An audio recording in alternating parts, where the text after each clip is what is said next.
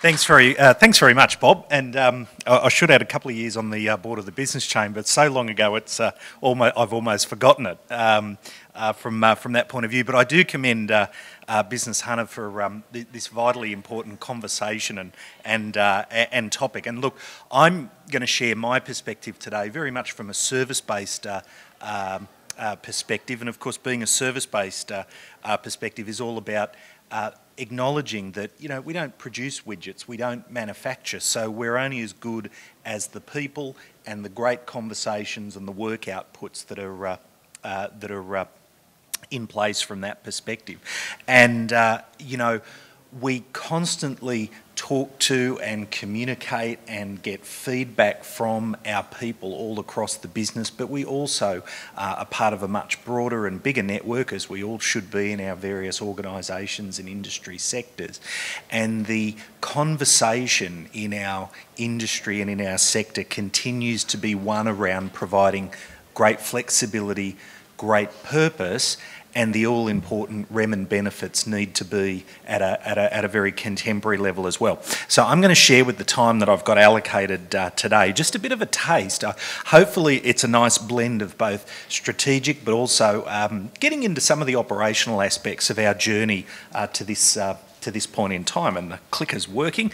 A very quick summary on the NIB Group, if you're not quite aware. We're 70 years old later this year. You'll hear a little bit more about that. We serve around 1.6 million members across both Australia and New Zealand, and when the travel insurance industry is going really, really well, we service around 800,000 travellers for their travel insurance needs. It's coming back, and it's coming back very quick, I might add, but it's been a little gloomy the last couple of years. We're at around 1,300 employees, more than half of those are based in Newcastle these days, and of course it's a very proud fact that our origins are here in Newcastle, but these days we also have operations in both Sydney, Melbourne, Auckland, and a handful of overseas locations as well, predominantly to service our travel insurance business.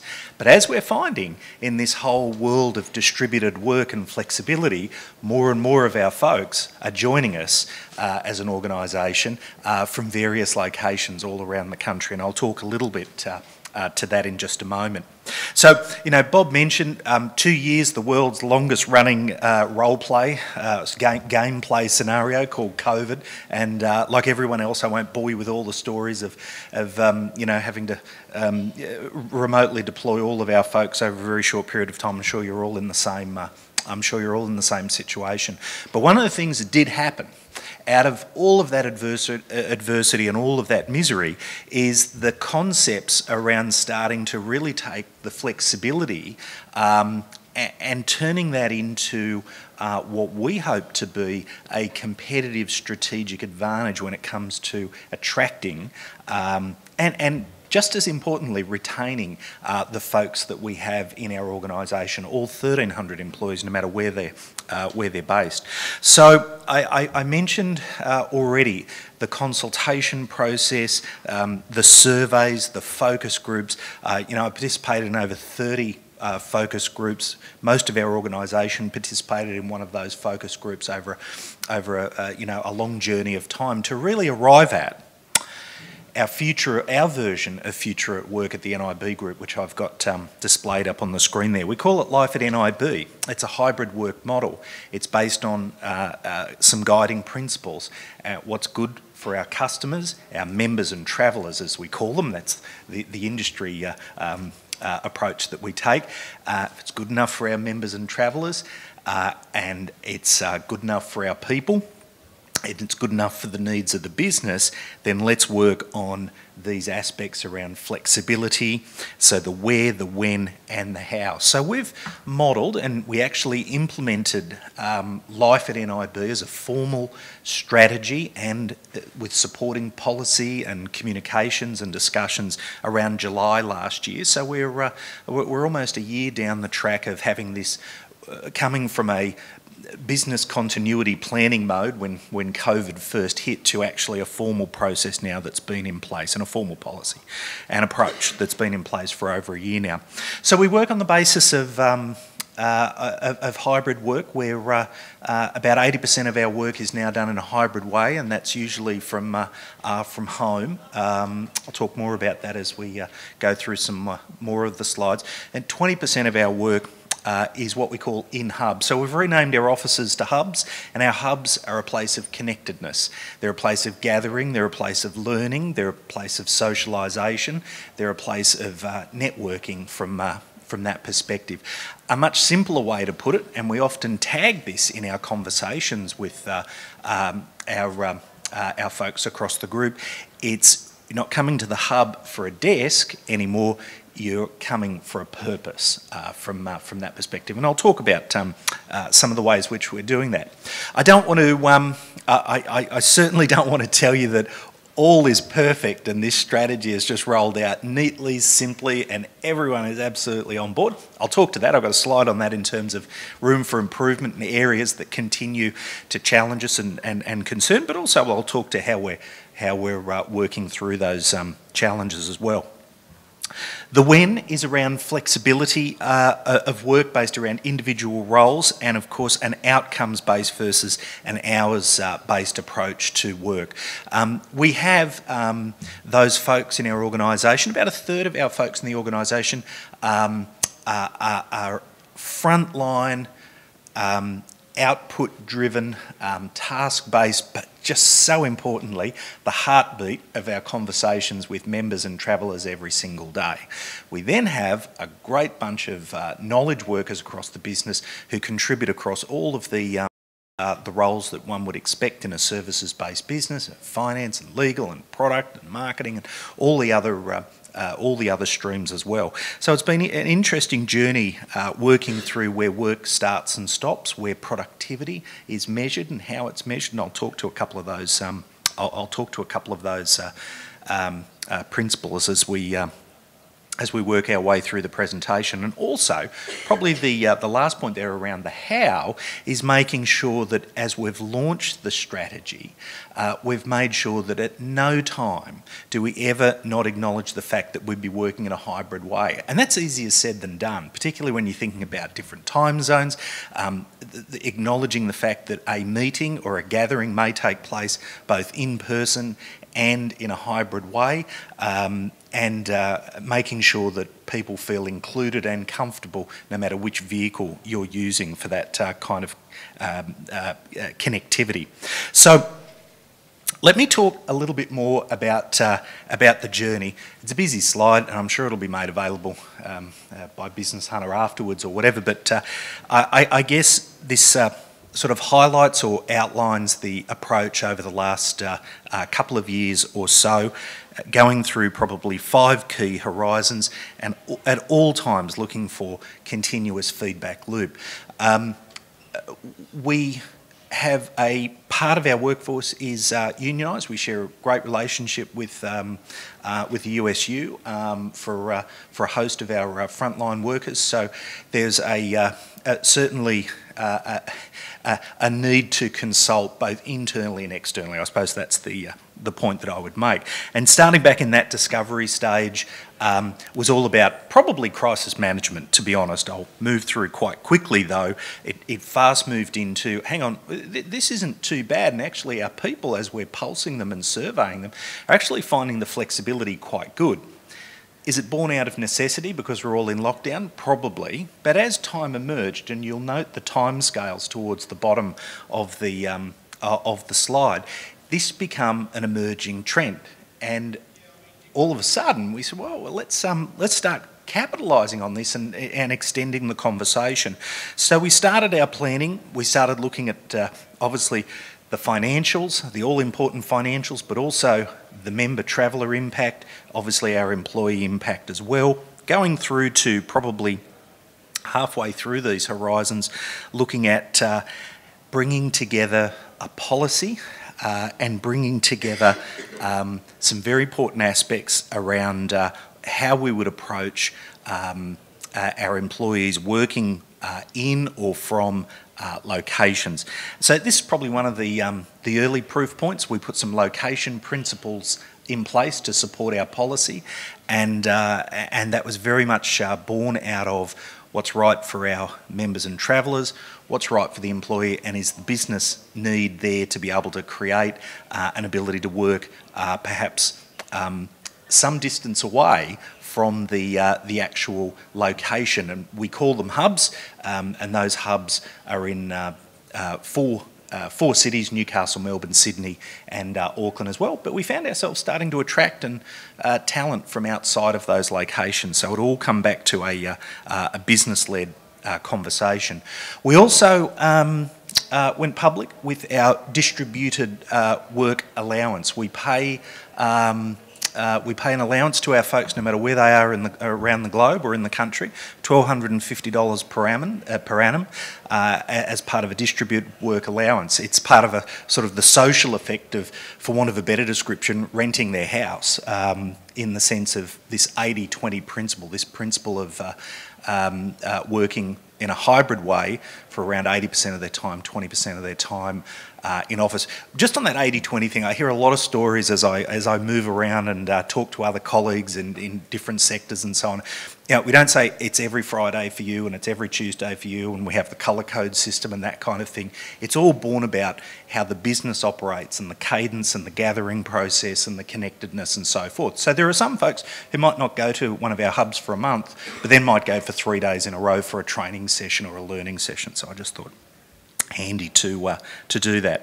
Our folks thought that was pretty good, the distributed work allowance, so we pay $1,250 per annum on that one. We also pay $300 for a new starter. We also supply an IT stack and kit for those new starters to join. So that's our obligation, that's part of our licence to operate, I guess, and that's where we derive that any savings that may come back to us through downsized property footprints, which has occurred in Sydney, Melbourne and Auckland, for example, that we'd provide back to our employees, for want of a better description, renting their home. And that continues to be received very, very well, and importantly, a major attraction piece when we're looking to recruit. And just in the previous conversation, and even though we're talking about an industrial sector, not a services sector, the same themes around the war for talent and the attractiveness of talent and so on. So we think we're onto something here, both in terms of flexibility, but also having a contemporary range of remuneration and benefits as well. We had to start getting a little bit, or stepping up the game around our ability to ensure that we have the ability to coach, lead and develop our both our employees and our leaders through the business. So our leadership, as we went into the enable stage, working through the fact that all of our learning would be available and deployed, whether it be in person or online, no exclusion from that perspective. Easier said than done for any of the learning and development professionals in the room, if there are some, but one where we've been able to really make some headway from that point of view, and teaching our leaders different skills and different tricks. How do you operate? How do you become effective in a hybrid world, as opposed to being in a traditional office setting where you could bring the team together in a huddle or have a more purposeful team meeting, where you can't do that every day and you've got to be more purposeful. It's been an interesting journey. And of course, moving from a couple of key offices to, in want of a better description, 1,300 offices, because that's the homes and residences that people live in, provides both opportunity, but it also provides risk in two key areas. One around ergonomics, and yeah, I'm starting to get into the weeds here, but making sure people are in a safe environment, but a safe both physical and non-physical environment. And certainly we've had to alter, amend and change some of our programs to make them more contemporary, both in terms of ergonomics, and I'll touch a little bit more in a slide in a moment around mental health as well. So really, you know, taking us into the future now, and I'll finish on this particular slide. What's working? Our folks really enjoy the flexible working. we've been able to attract, from a diversity and inclusion perspective, more folks than we ever would have, given the nature of the services-based business that we run. We can effectively recruit people from anywhere at any time. We've got a great tech stack, but you don't need to spend squillions. We've been through that, and well, not that we've spent squillions, but we've been through that. You need an appropriate tech stack for the appropriate technology means. We haven't missed a beat in terms of productivity, and we certainly continue to get positive sentiment around the workforce allowance, and again, keeping a beat in terms of providing a safe and well workplace, no matter whether it's in the hub or whether it's in one of those 1,300 residences. Finally, in terms of, I mentioned room for improvement and areas to take a look at. We've still got to get the connection pieces right. We've still got to get the, when you do come to one of our hubs, what actually happens and how it happens. We've been hamstrung by the fact that lockdowns caused a lot of contention in that space. So there's more work to do, and you can see some of the issues there. Health, safety and wellness, the right to disconnect. I think we'll see that, and we're starting to see that emerge more often than not in terms of legislation now. There's some stuff in Europe. There's certainly some things in New Zealand. We've seen some legislation in Victoria about the right to disconnect, so we're keeping a close eye on that, not just from a legislative point of view, but just for good practice. And also, just finally there, making sure that we're staying ahead of the game, and increasingly more, and I'll leave you with this last piece around international work locations as well, and the fact that we've now proudly been able to say to some of our folks, in a temporary way, if you're headed overseas and you want to actually stay over there a little bit longer and work, we've actually been through a quite an iterative process to be able to allow this, but we've got about a half a dozen countries where we've been able to allow that to happen, where people can take an extended break on top of a holiday or a family visit to around half a dozen international locations, to be able to extend out the flexibility side of things as well.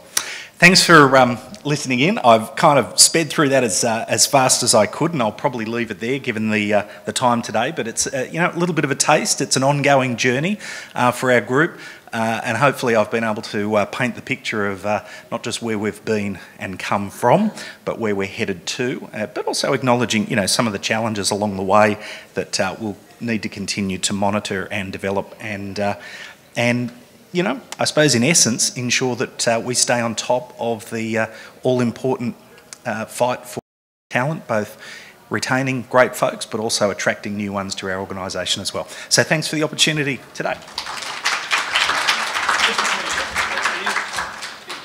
I know we've run out of time, but just out of interest, you've said that war on for talent.